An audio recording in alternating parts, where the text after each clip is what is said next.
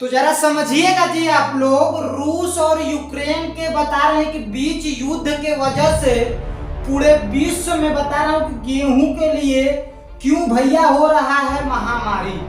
उसके बाद विकसित देश और विकासशील देशों का क्या होगा, और जो अल्प विकसित देश बेचारे पड़े हैं उन लोगों को खाने के लिए बता रहे हैं कि क्या परिस्थिति आ जाएगी, क्या भूखमरी आ जाएगी। बता रहे हैं कि क्या वहाँ के जो लोग हैं कुपोषण से, या बता रहे हैं कि ग्रसित होकर या तो मर जाएंगे, या तो फिर बता रहे हैं कि जिंदगी नरक है। देखिए क्या है किस्सा, पूरा स्टोरी सुनिएगा। बता रहा हूँ सबसे पहली बात, यमन और उसके बाद इथोपिया, श्रीलंका, पाकिस्तान और अफगानिस्तान जैसे युद्ध व आतंकवाद से जूझते देश आप लोगों ने जानता ही होगा। उसके बाद ये सब देश जो हैं भूख से भी पीड़ित, और वहीं खाद्य के लिए शिखर पर पहुंचते विकसित देशों को भी रूस और यूक्रेन के युद्ध के कारण अब बता रहे हैं कि खाद्य व्यवस्था का भी डर बढ़ रहा है। ऐसे में हर देश जो है भारत की उम्मीद बता रहे कि टांग पकड़ के लटक रहा है कि भारत भैया जो है हमारा सपोर्ट करिए दो। लेकिन भारत भैया किनका किनका सपोर्ट करेगा?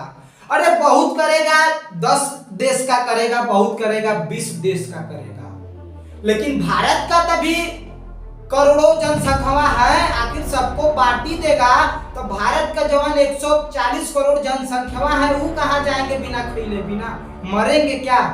तो भारत को भी इसमें सूझबूझ की बता रहे हैं कि इसमें दिमाग का जरूरत है। ये नहीं कि बता रहे हैं कि दूसरों देश के लिए हम अपना पूरा माल जो है बता रहे हैं कि पूरा निर्यात कर दे, उसके बाद झोली में झाट नहीं, उसके बाद हम अपना क्या है किस्सा सुनिए आप लोग, देखिएगा।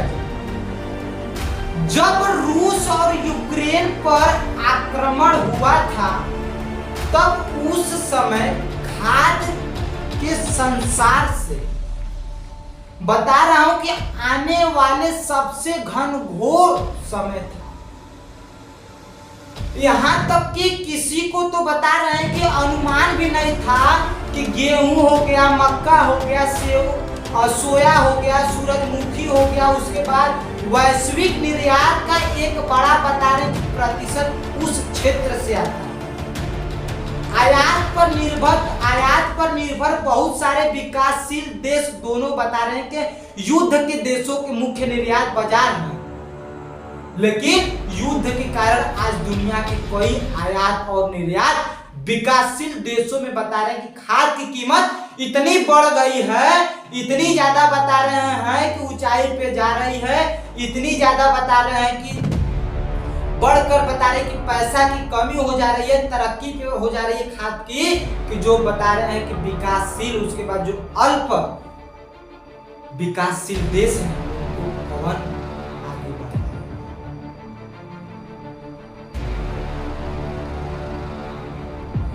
लोग और सरकारों के पैर तो उखड़ने लगे, और उसके बाद इनके जो खाद भी पता है भंडार खत्म हो गए।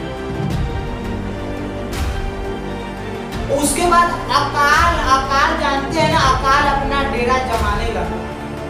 यह युद्ध इस दृष्टि से अलग है कि खाद की कमी जो है, गरीबी और भूख का प्रभाव युद्ध क्षेत्र की तुलना में शेष दुनिया में बता दे रहे हैं कि अधिक होने वाला है। इन दोनों देशों में खाद्य उत्पादन में बता रहा हूं कि वृद्धि प्रभावशाली रही, इसलिए खाद्य आयात निर्भर प्रदेशों की अभी तक खाद्य संकट का सामना नहीं करना। सूखा और जलवायु परिवर्तन के कारण फसल की पैदावार में कमी, उसके बाद विकासशील देशों में भूख और अकाल की आशंका तो हो गई। रूसी आक्रमण से पता है कितना जाने चली गई है, और उसके बाद कितना ही लोगों की जाएगी। इसके बाद असंख्य लोग अब वही पता है चुपचाप है इसका शिकार होने वाले। इतिहास तो ये भी दावा किया कि जनता को खिलाने की क्षमता से समझौता करना असहनीय है, आक्रोश है। लेकिन फिर भी विकासशील देशों का क्या होगा जहां खाद्य की कीमत बता रहे कि कई गुना बढ़ गई और बढ़ती ही जा रही है, तथा जीवन जीवन की मूलभूत आवश्यकताएं बहुत बड़ी बता रहे हैं कि आबादी पर पहुंच। श्रीलंका में लोग तो बता रहे हैं कि सड़कों पर पुतिन का नाम लेकर नहीं निकलते। भूखमरी युद्ध का सबसे बड़ा हथियार हमारे जीवित है। पश्चिमी अफ्रीका का बता दे रहे हैं कि बियाफ्रा संभव इसका सबसे गंभीर उदाहरण है। एक तरह से हम आपको बता दें, नाइजीरिया से अलग हुआ बियाफ्रा उस समय 1967 से 1970 के बीच एक स्वतंत्र राष्ट्र रहता था।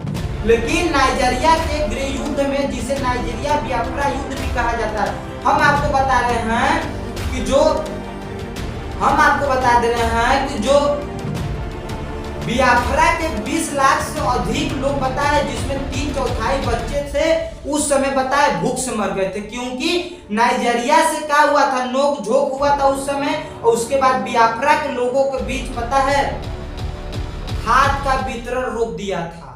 संयुक्त राष्ट्र के नए आंकड़े से पता चलता है कि इससे जो है पूरे देश में कुपोषण से पीड़ित दुनिया के पता है 81.5 करोड़ लोगों में से 60% युद्ध के क्षेत्र में ही रहते हैं। चाहे यमन हो गया, चाहे इथियोपिया हो गया, चाहे श्रीलंका हो गया, चाहे पाकिस्तान हो, चाहे अफगानिस्तान हो, जैसे युद्ध और आतंकवाद से ये सब देश जो है जूझते हैं। आज के देश और आज के भूख के हॉट स्पॉट के रूप में उभर। बियाफ्रा से भी पहले हम आपको 1932 से 1933 में पूर्व सोवियत संघ के राज्य यूक्रेन के लोगों के खिलाफ भूखमरी का प्रयोग किया गया था, जिसमें 70 लाख से बता रहे हैं कि 1 करोड़ के बीच लोग जो है मारे गए थे। यूक्रेन में उसे पता है होलोडोमोर कहा गया, जिसका अर्थ है भूख से मारना। स्टालिन ने यूक्रेनियों को स्वतंत्रता प्रेम की भावना को कुचलने के लिए वह कदम उठाया था, लेकिन 90 वर्ष बाद यूक्रेन में होलोडोमोर एक बार फिर से उठा। इस बार बता रहे हैं कि इसके लिए पुतिन जिम्मेदार हैं। वर्ष 2022 और 2023 की विश्वव्यापी घटनाओं से यह सिद्ध हो जाएगा। अब तो खाद्य समृद्धि के युग का अंत हो गया है भैया। विश्व खाद्य सुरक्षा पर लगे युद्ध, संघर्ष और मजहबी आतंकवाद के ग्रहण, उसके बाद नई चुनौतियां भी जो कृषि और खाद्य उत्पादन की सार्वजनिक बता रहा हूं कि धारणाओं को प्रभावित कर रही है। कोई भी त्रासदी इतिहास को एक नया मोड़ देती है जब देश के अंदर जब होती है। कोई भी राष्ट्र हो, चाहे अकाल हो, चाहे खाद्य संकट से उभरता है, तो वह बताया कि सर्वप्रथम अपनी खाद्य व्यवस्था को ही सुदृढ़ करता है। नीतियों में परिवर्तन होता है, अपने लोगों में नवीन आशाओं पर संचार करता है। जिन राष्ट्रों को पता है पेट भरा होता है, वे क्या होते अथाह स्थितिवाद से जकड़े रहते हैं। द्वितीय विश्व युद्ध के बाद उन्नत प्रौद्योगिकियों के माध्यम से अमेरिका और यूरोप में कृषि उपज में पता है विस्फोट।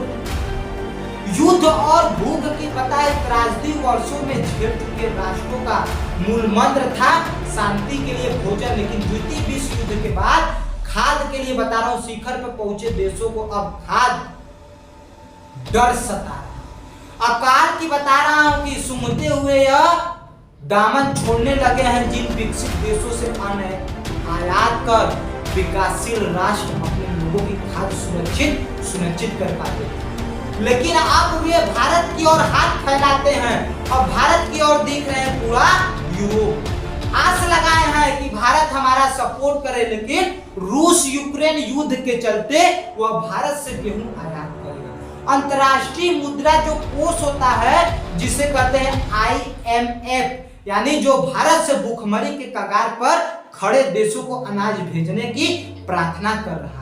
अमेरिका और जर्मनी भी भारत से ऐसा कह चुका है कि विश्व समुदाय का मानना है कि भारत ही दुनिया को अकाल और भूखमरी के चंगुल से बाहर निकाल सकता है। और ऐसा कोई भी माई का लाल देश नहीं है कि जो बता रहे हैं कि इस भूखमरी में जो होने वाला है, रूस और बता रहे यूक्रेन के युद्ध से कोई बता रहा है कि भूखमरी से कोई भी देश नहीं निकाल सकता।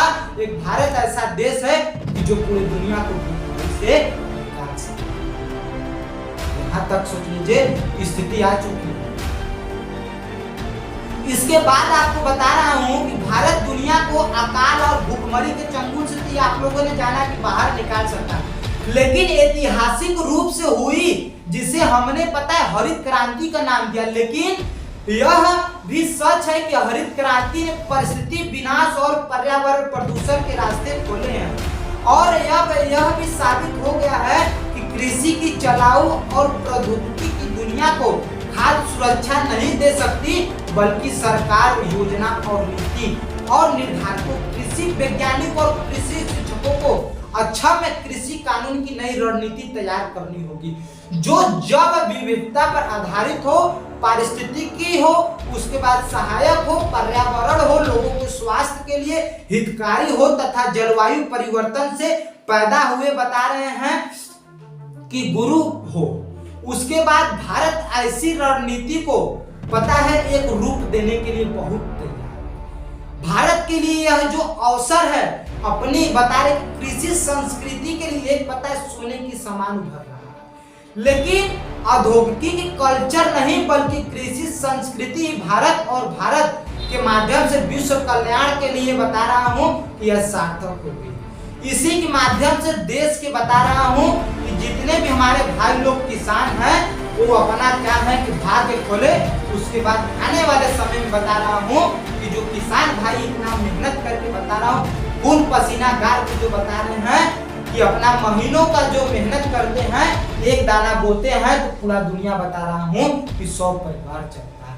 तो क्या किस्सा था आप लोगों ने देखा कि जो गेहूं के लिए बता रहा हूँ पूरे विश्व में आने वाले समय में विकसित देश, उसके बाद विकासशील देश का क्या होगा। अगर नहीं समझेंगे, अगर ये युद्ध बता रहे हैं कि नहीं शांत हुआ तो आपस में हर देश के अंदर पता है कितने बच्चे भूखमरी से मरेंगे, उसके बाद कितने बच्चे जो हैं वो कुपोषण का शिकार होंगे। तो भैया अब हमको नहीं पता, जब आप लोग इतना सुन लिए तो अब आप चाहे बता रहे हो कि चाहे नलका पे ठोकिए, उसके बाद चाहे ठुमकवा लगाइए इंडियन आर्मी पे, लेकिन भैया ललका पे ठुमका लगाना ना भूलिएगा। तो जय हिंद, जय भारत।